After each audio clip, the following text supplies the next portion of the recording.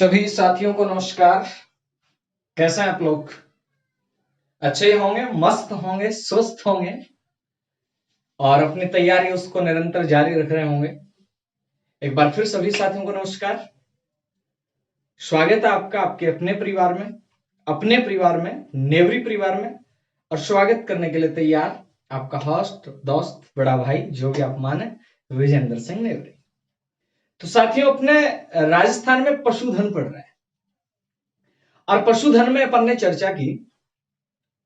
पहले अपन ने गाय की नस्ल पढ़ी, गाय के विस्तार से बात की। उसके बाद में भैंस को पढ़ा, भेड़ को पढ़ा, बकरी को पढ़ा, घोड़े को पढ़ा और आज जो अपनी चर्चा होने वाली है वो होने वाली है मित्रों ऊंट के बारे में। यानी आज अपन जिस मुद्दे को लेकर के चर्चा करेंगे वो है ऊंट।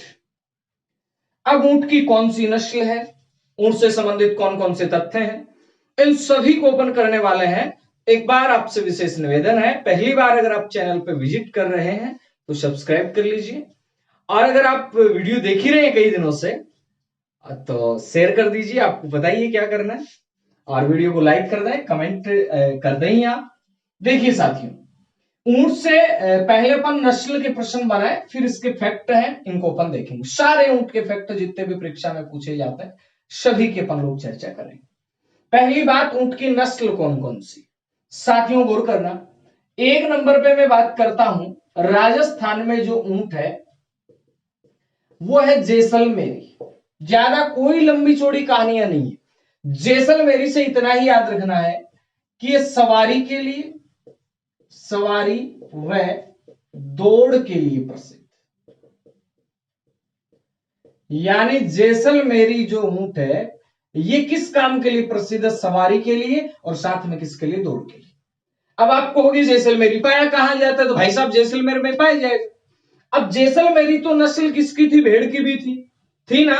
तो यहां ऐसा प्रश्न नहीं आ सकता कि जैसलमेरी नस्ल है और वहां ऊंट भी आ जाए, भेड़ भी ऑप्शन आ जाए। और आएगा तो एक विकल्प ऐसा मिलेगा कि ऊंट व भेड़ दोनों की। याद रखना है कि जैसलमेरी भी क्या ऊंट की नस्ल होती है क्या? निम्नलिखित में से ऊंट की नस्ल नहीं है। वहां आ जाए गुरहा, जैसलमेरी, बीकानेरी, मुरहा, तो मुरहा नहीं है। वैसे ही अपने को याद रखना है कि जैसलमेरी का क्षेत्र जैसलमेर वाला क्षेत्र। ठीक बात है गुरुजी। जैसलमेरी के बाद में दूसरा याद रखिएगा बीकानेरी। बीकानेरी से क्या याद रखेंगे? बीकानेरी से पहली बात तो याद रखनी कि राजस्थान में सर्वाधिक ऊंट इसी नस्ल के हैं। राजस्थान में सर्वाधिक ऊंट इसी नस्ल के हैं। बस सबसे महत्वपूर्ण प्रश्न अगर बीकानेरी नस्ल का बनेगा कि राजस्थान में सर्वाधिक जो ऊंट है वो कौन सी नस्ल के हैं? बीकानेरी के। इसका मतलब जी राजस्थान में जितने भी ऊंट हैं उनमें से क्या सर्वाधिक कितने? 50% लगभग। यानी राजस्थान के जितने भी ऊंट हैं उनमें से 50% जो ऊंट है ना वो कौन सी नस्ल के हैं? बीकानेर नस्ल के। ठीक बात है। ये जो ऊंट होता है भारी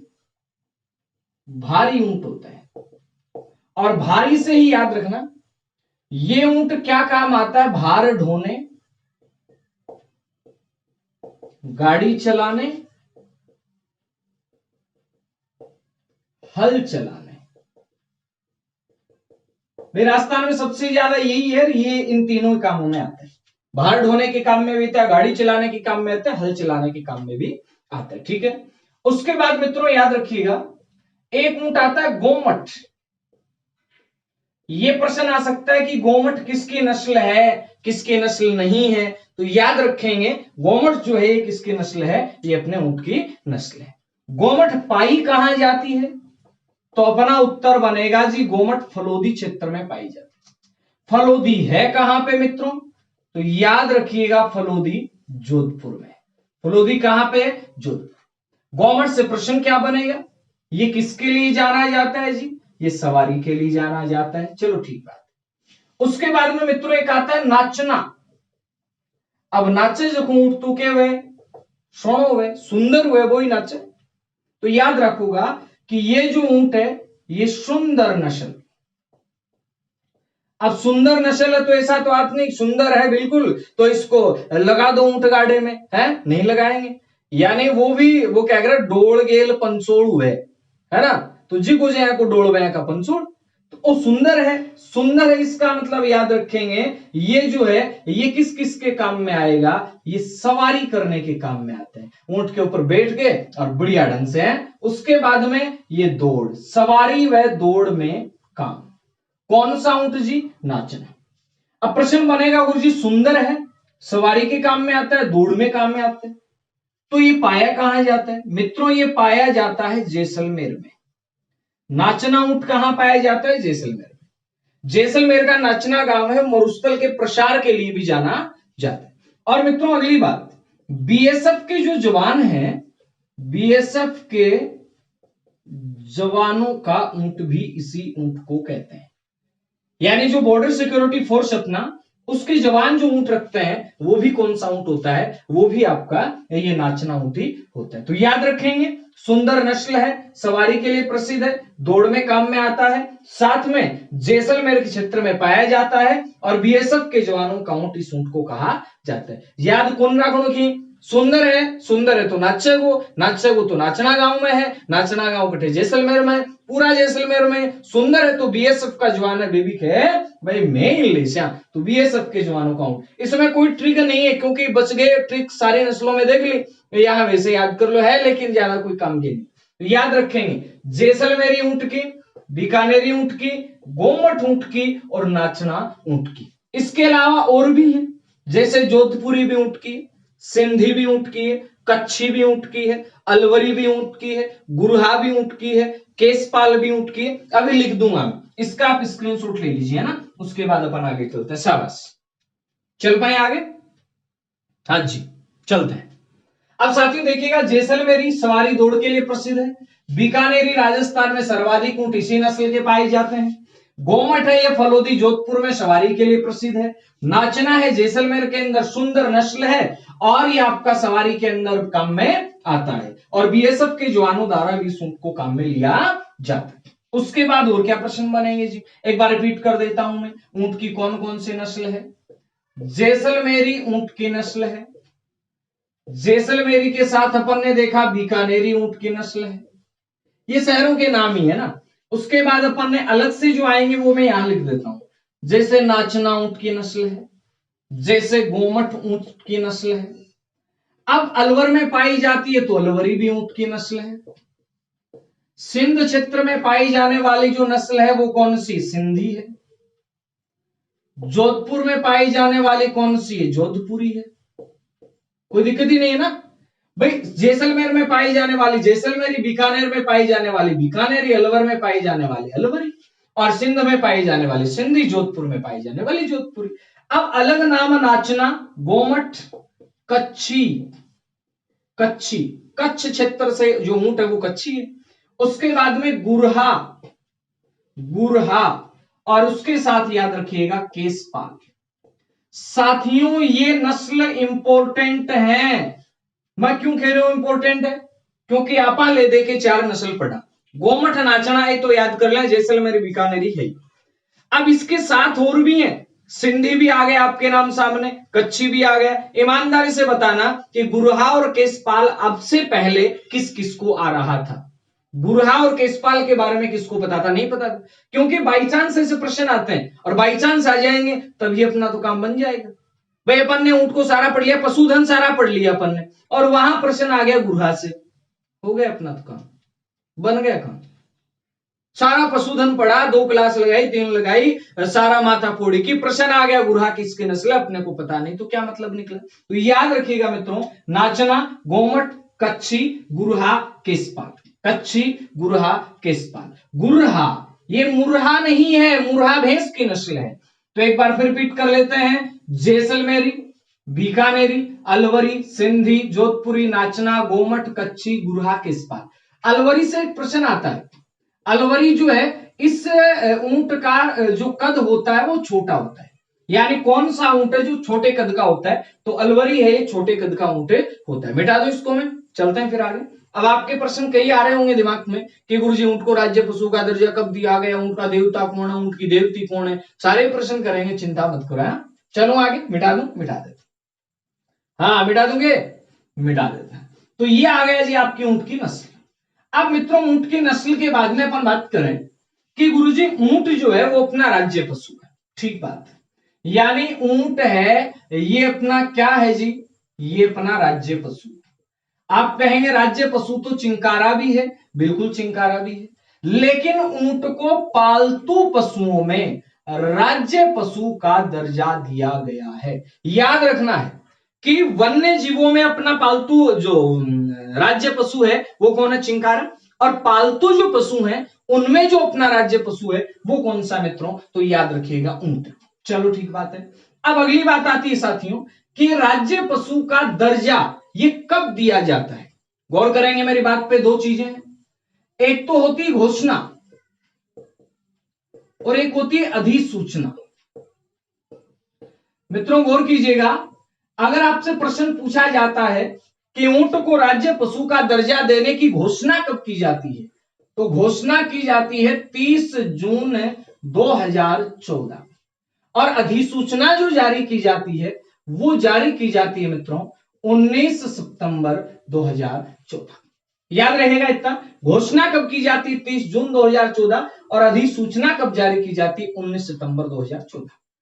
अब नेक्स्ट बात अपनी बनेगी कि ये जो अपना राज्य पशु है, कौन सा राज्य पशु, राज्य पशु का जैसे ही दर्जा दिए, इसका मतलब अब इसको मारना भी नहीं है, अब इसका वध भी नहीं करना है, अब इसके वध को रोकना भी है, रोकना है तो अधिनियम बनाना होगा, बनाना पड़ेगा ना। तो याद रखिएगा प्रश्न आ जाए ऊंट वध रोक अधिनियम। प्रश्न क्या है, ऊंट वध रोक अधिनियम, ये अधिनियम कब बनता है मित्रों, तो याद रखिएगा ये अधिनियम दिसंबर 2014 में बनता है। यानी पूरे देश में सबसे ज्यादा ऊंट राजस्थान में, और राजस्थान में जैसे ही ऊंट है ये कम होता जा रहा था तो सरकार ने क्या किया, इसको राज्य पशु घोषित कर दिया, और राज्य पशु घोषित कर दिया तो साथ ही में एक अधिनियम बना दिया, और अधिनियम का उद्देश्य क्या है, ऊंट जो है उसका वध है, जो अवैधानिक तरीके से अपन कहें कि ऊंटों का सप्लाई होती है, जो गिरोह चलते हैं ऊंटों की, बाहर जाते हैं पश्चिम बंगाल तक, बांग्लादेश तक, इधर पाकिस्तान की तरफ, इधर इराक ईरान, तो वो सप्लाई है वो बंद हो जाए और साथ में ऊंट है उसकी हत्या होना बंद हो जाए। इसलिए सरकार ने एक अधिनियम बनाया, ऊंट वध रोक अधिनियम। कब बनता है, तो आपका उत्तर आएगा दिसंबर 2014 में बन जाता है। मित्रों गौर कीजिएगा, दिसंबर 2014 में ऊंट वध रोक अधिनियम बन जाता है। चलो ठीक बात है। अब नेक्स्ट प्रश्न बनेगा कि क्या ऊंट का, यानी ऊंट की जगह मैं लिख देता हूं राष्ट्रीय या केंद्रीय, एक ही बात है ना, राष्ट्रीय शब्द भी लिखा सकता है और केंद्रीय, केंद्रीय उष्ट्र या ऊंट, राष्ट्रीय या केंद्रीय उष्ट्र या ऊंट अनुसंधान संस्थान या अनुसंधान केंद्र कहां पे है जी, अपना उत्तर आएगा मित्रों ये जोहड़बीड़ में है, और जोहड़बीड़ बोले तो कहां, बीकानेर। कब भाई, 5 जुलाई 1984 से संचालित। तो सन के मामले में आपको इतना ही याद रखना, 4 चीजें, राज्य पशु की घोषणा कब की गई 30 जून 2014, अधिसूचना कब जारी की जाती है 19 सितंबर 2014, यानी प्रश्न आ जाए कि राज्य पशु का दर्जा कब दिया गया, तो बिल्कुल अधिसूचना जारी कब होती है 19 सितंबर 2014। ऊंट वध रोक अधिनियम कब बनाया जाता है, दिसंबर 2014 में। ऊंट का जो अनुसंधान केंद्र है ये कहां पे है, ये बीकानेर के अंदर, बीकानेर में कब से है जी 1984 से। कहां पे है, जोहड़बीड़ बीकानेर में, ठीक बात है। अब इतनी बातों के बाद में आगे चलते हैं, अपन देखते हैं। अब आगे चलते हैं, उसके साथ साथ एक पहेली बोलेंगे क्या मेरे साथ, कुछ ऊंट ऊंचा, कुछ पूंछ ऊंची, कुछ ऊंचे ऊंट की पीठ ऊंची। इसको 5 बार बोल दो जरा, सुनना, कुछ ऊंट ऊंचा, कुछ पूंछ ऊंची, कुछ ऊंट ऊंचा, कुछ पूंछ ऊंची, कुछ ऊंचे कुछ ऊंचे ऊंट की पीठ ऊंची। 5 बार बोलना है इसको, 5 बार जो बोल देगा वो बन जाएगा विजेता, ठीक है। कुछ ऊंट ऊंचा, कुछ पूंछ ऊंची, कुछ ऊंचे ऊंट की पीठ ऊंची। 5 बार बोलो, देखा, कुछ ऊंट ऊंचा, कुछ पूंछ ऊंची, कुछ ऊंचे ऊंट की पीठ ऊंची। और स्पीडली बोलना है 5 बार, और मेरे को बता देना भाई मैंने बिना किसी रुकावट के इसको बोले लिया। ठीक, अब देखिएगा मित्रों, प्रश्न बना कि गुरुजी ऊंटों का देवता कौन है? तो साथियों ऊंटों का देवता है पाबूजी महाराज। पाबूजी महाराज। ऊंट लाने का सबसे पहले श्रेय किसे दिया जाता है? पाबूजी महाराज को। लोक देवता पढ़ांगा आप करांगा बात कि कहीं ऐसी कहा के शादी ही घर परिवार में, और फिर आके जखी शादी दहेज में ऊंट देनो, ए ऊंट लान न गया कि हिसाब से ऊंट के 5 पैर हा, और वे 5 पैर में एक पैर बताओ कि पाबूजी है लगा ऊपर चढ़ा दियो। ठीक है, तो ऐसा करके के कहानी है लोक देवता मापा पढ़ से। तो पाबूजी महाराज क्या ऊंट के देवता है जी? चलो ठीक है, इसका मतलब क्या हुआ कि ऊंट जब भी बीमार हो जाए तो पाबूजी की फड़ गाते हैं, पाबूजी की फड़ गाते हैं, और भी पाबूजी की फड़ से कैसे प्रश्न। उसके बाद प्रश्न बना कि ऊंटों की देवी कौन सी, देवती कौन सी है? देवती है अंता देवी। कौन सी देवी? अंता देवी। अंता देवी कहां पे जी मित्रों? बीकानेर में है, 12 में नहीं है, याद रखना है। उसके बाद प्रश्न बना ऊंटों की जो जाति है ये कौन सी है? ऊंट पालक जाति कौन सी है? तो साथियों याद रखना ऊंट पालक जाति है राय का, या फिर अपन कहें रेबारी। राय का या फिर क्या कहें? रेबारी। उसके बाद में प्रश्न बना कि गुरुजी ऊंट जो होता है, ऊंट का जो बच्चा है इसे क्या कहते हैं? अगर लड़कों वनी बिन तो बोले टोल्डो, बोले तो मतलब नर, और जबकि लड़की वह बिन बोले टोल्डी। टोल्डो टोल्डी ऊंट का बच्चा है। गुरुजी बुड्ढो ज्या ऊंट बिन के बोले, बुड्ढो ऊंचा आप बुढ़ा आदमी डोकरो डोकरी कौन बोला के? तो याद रखो ना बुढ़ा ऊंट ने पाकट बोले, पाकट। और वो तो पाकट हो गयो भाई, क्या हो गयो? पाकट। पाकट है, पाकिट को नहीं है, पाटक को नहीं है, पाकट है के, पाकट है के, पाकट। बच्चों बिन बोले टोल्डे और टोल्डी, टोल्डे और टोल्डी। बुढ़ा ऊंट ने के बोले? पाकट बोले। ठीक बात गुरुजी।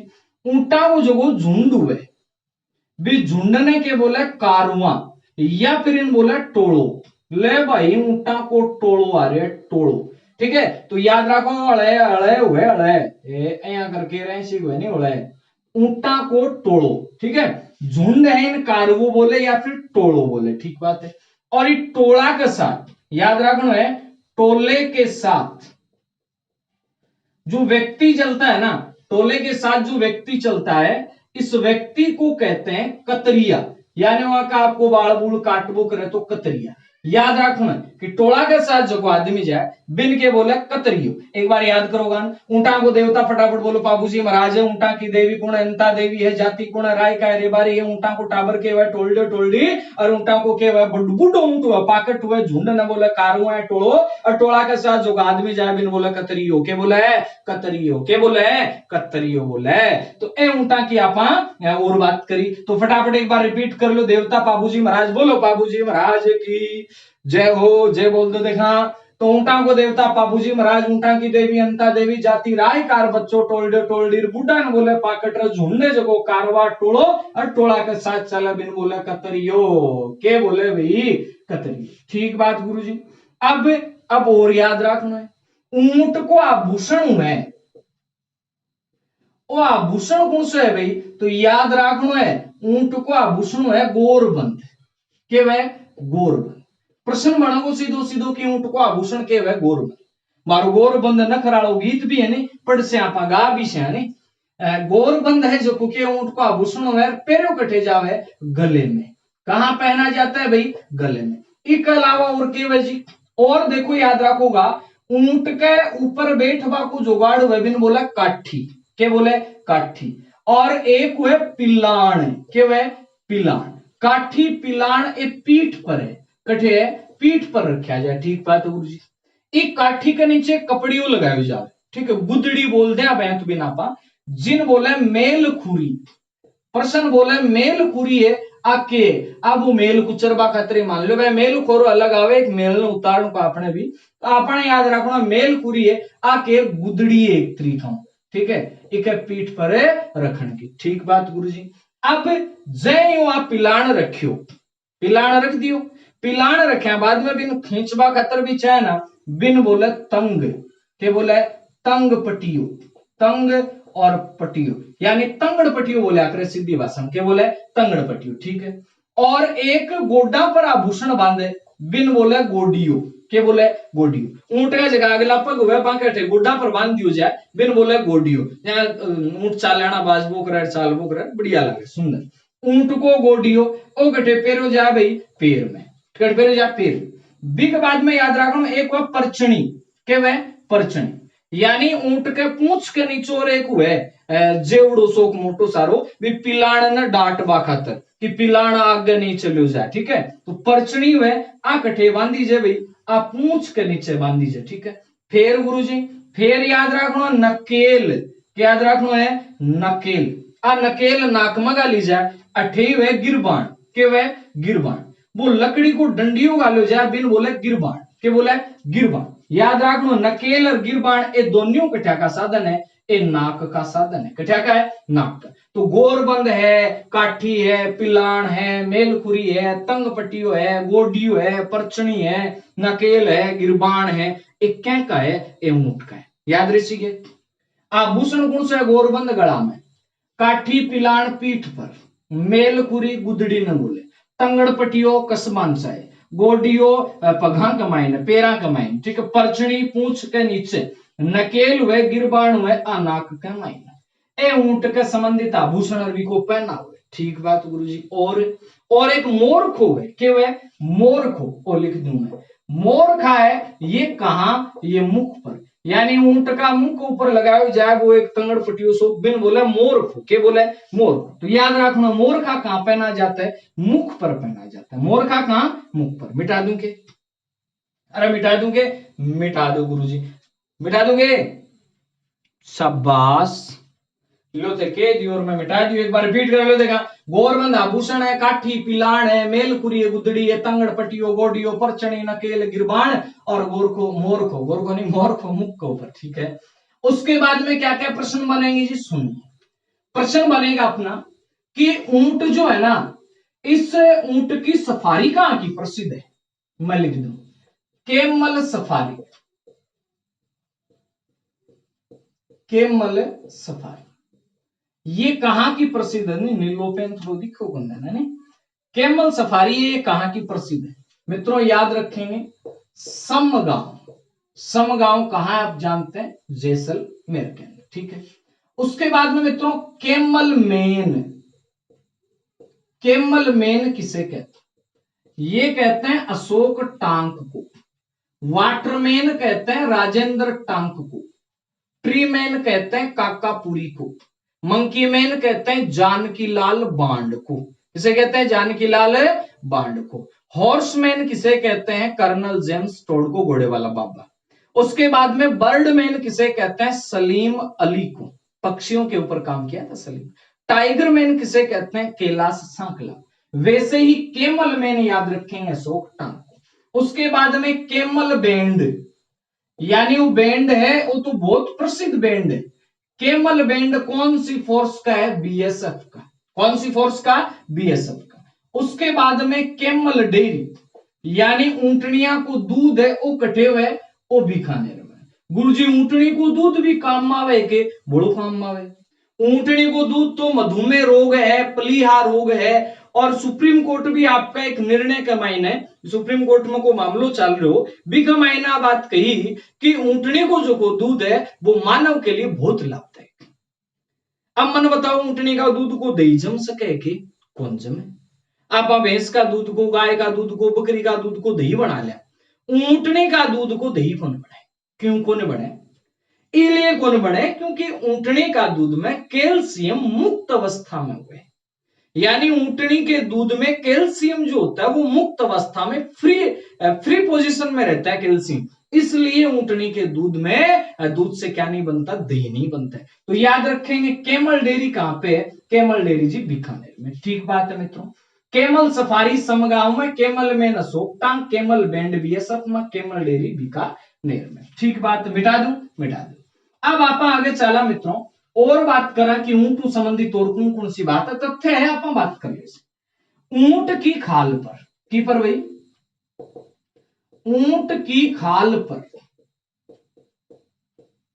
कलाकारी, इस कलाकारी को क्या कहते हैं? मित्रों गौर करना, ऊंट की खाल पे जो कलाकारी होती है, इस कलाकारी को कहते हैं उस्ता कला। क्या कहते हैं? उस्ता कला। ये उस्ता कला मूलतः कहां की कला है? याद रखेंगे, मूलतः लाहौर की कला है। कहां की कला है? लाहौर की। अपने राजस्थान में ये कला कहां पे? बीकानेर में। और इस कला का स्वर्णिम काल, प्रश्न बन जाएगा। अलग अलग कलाओं के अलग अलग स्वर्णिम काल है, जैसे चित्रकला वगैरह, हस्तकला वगैरह पढ़ेंगे अपन। इस कला का जो स्वर्णिम काल है, ये काल कहा जाता है मित्रों अनूप सिंह के काल को। किसके काल को? अनूप सिंह के काल को। याद रखना है, प्रश्न आ सकता है आपका कि ऊंट की खाल के ऊपर जो कलाकारी की जाती है उसको तो क्या कहते हैं? उसको कहते हैं उस्ता कला। मूलतः है कहां की? लाहौर की। राजस्थान में कहां? बीकानेर में। स्वर्णिम जो काल है वो अनूप सिंह के काल को कहा जाता है। अब भाई साहब प्रश्न बना कि इस कला का कलाकार क्या कहलाते हैं? तो सुनिए मित्रों, इस कला का जो कलाकार है उसे कहते हैं उस्ताद। क्या कहते हैं जी? उस्ताद कहते हैं। इस कला के कलाकार को क्या कहते हैं? उस्ताद कहते हैं। प्रश्न बनेगा कि वर्तमान में एक उस्ताद है जिनका नाम क्या है? मोहम्मद हनीफ उस्ताद। क्या है? मोहम्मद हनीफ उस्ताद मान लो। एक पद्म पुरस्कार प्राप्त थे, पद्म पुरस्कार प्राप्त। इनका नाम क्या था? याद रखिएगा, हिशामुद्दीन उस्ताद। हिशामुद्दीन उस्ताद, हिशामुद्दीन उस्ताद। ठीक है। उसके बाद में एक और कलाकार था मित्रों जिसका नाम था इलाही बख्श। क्या नाम था? इलाही बख्श। इलाही बख्श से क्या प्रश्न बनेगा? इलाही बख्श ने क्या किया? ऊंट की खाल पर, इलाही बख्श ने ऊंट की खाल पर, ऊंट की खाल पर, ऊंट की खाल पे महाराजा गंगा सिंह का चित्र बनाया। महाराजा गंगा सिंह। और ये जो चित्र है मित्रों, जो इलाही बख्श ने महाराजा गंगा सिंह का बनाया था, ये चित्र कहां पे? वर्तमान में यूएनओ के कार्यालय में संग्रहित है, बड़ा ही अच्छे ढंग से रखा गया है। तो ऊंट की खाल पर महाराजा गंगा सिंह का चित्र किसने बनाया था? इलाही बख्श ने। ये तो हो गया ऊंट की खाल पे काम करना। ठीक है, तो याद रखेंगे ऊंट की खाल पे उस्ता कला, जिसे मुन्नवती कला भी कहते हैं। सोने चांदी के तारों से चित्रांकन किया जाता है ऊंट की खाल पे। एक डायरेक्ट ऊंट की खाल के ऊपर चित्र वगैरह बढ़ा दे बिन के बोले जट कतराई। ऊंट हुए, यानी मैं लिख दूं जट कतराई। आके वे आ हुआ अपने जीवता ऊंट के ऊपर, यानी ऊंट जो है बिको ऊपर फूल साग बनाना, बिको ऊपर मोरिया बनाना, मांडना मांडना, बिन के बोले जट कतराई। याद रखो उसे क्या कहते हैं? जट कतराई। ठीक बात। अब गुरुजी तो बुढ़ो ऊंट हुए आप देखा, हाँ स्क्रीनशॉट ले लो ना, फिर आप दो चार बात और भी करा। हाँ जी, चले आगे चलते हैं। अब देखिएगा मित्रों, ऊंट जो है उसकी खाल से क्या होता है? एक बर्तन बनता है। ठीक है, कई धार्मिक स्थल हैं, वहां जीण माता के मंदिर में शायद आपको देखने को मिल जाएगा। ऊंट की खाल से क्या बनता है? एक बर्तन बनता है। ठीक है, याद रखेंगे, ऊंट की खाल का बर्तन, ऊंट की खाल का बर्तन। ये बर्तन जो है ना, इसे क्या कहते हैं? कुंपा या फिर कुंपी। एक ही बात है, कुंपा के घराड़ी कुंपी। ठीक है, बिग बाद में याद रखना है कि ऊंट के बाल से बने वस्त्र, ऊंट के बाल से बने वस्त्र, इन्हें क्या कहते हैं? तो मित्रों याद रखिएगा, ऊंट के बाल से बने वस्त्रों को कहते हैं बाखला। क्या कहते हैं? बाखला।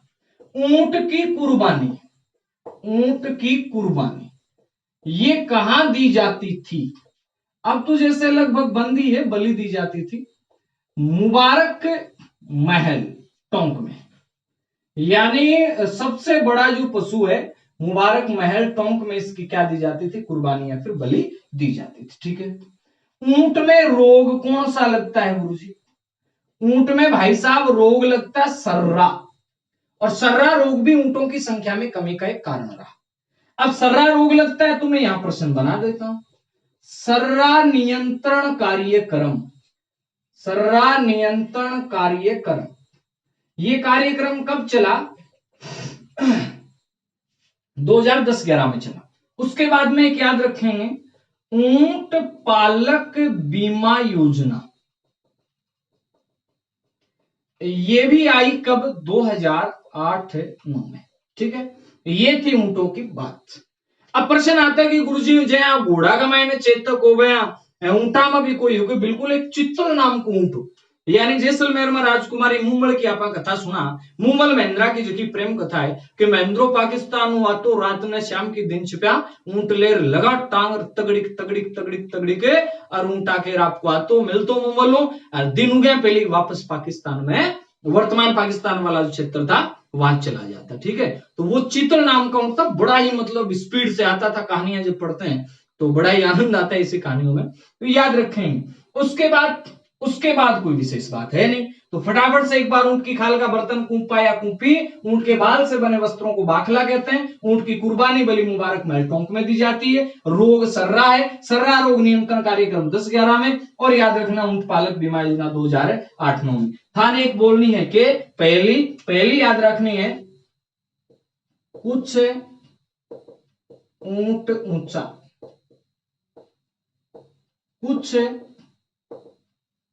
पूंछ ऊंची,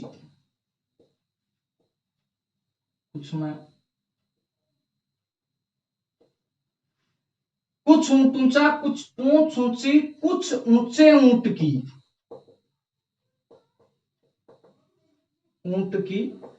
पीठ ऊंची। याद रखना है, कुछ ऊंट ऊंचा, कुछ पूंछ ऊंची, कुछ ऊंचे ऊंट की पीठ ऊंची। इन 5 बार बोलना, 5 बार बोल दो तो मैंने कमेंट करके कह दीजिए गुरुजी में 5 बार बोल ली। यहाँ आज की आपने ऊंट की सारी जानकारी क्लास ही कहीं की लगी था ना क्लास। अगर क्लास अच्छी लगी हुई, बढ़िया लगी हुई, मस्त लगी हुई तो लाइक करो, कमेंट करो। पहली बार अगर विजिट कर रहे हो तो चैनल ने सब्सक्राइब भी कर लो, बेल आइकन सागे दबाओ ताकि आवाड़ा हर वीडियो को नोटिफिकेशन थारकन सबसे पहले पूछे। मिला नहीं क्लास में नया जोश के साथ, नया नॉलेज के साथ। जय हिंद, जय भारत। ठीक है।